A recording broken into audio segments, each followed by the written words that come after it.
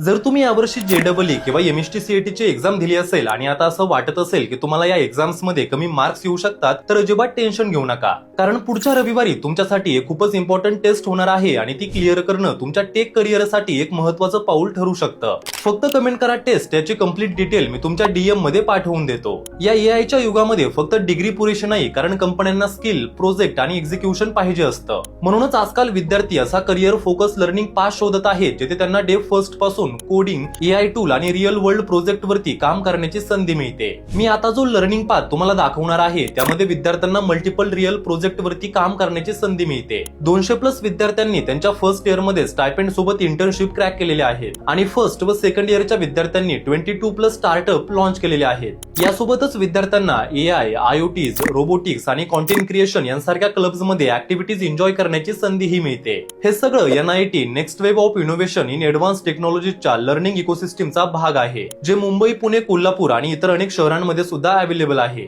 आजपर्यंत 2,500+ कंपन्यांनी नेक्स्ट वेव्हच्या लर्नर्सला हायर केलं आहे. म्हणून ही अपॉर्च्युनिटी तुमच्या मित्रांसोबत शेअर करून कमेंट करा टेस्ट. तसंच याचे रजिस्ट्रेशन लिंक आपल्या बायो मध्ये सुद्धा दिलेली आहे.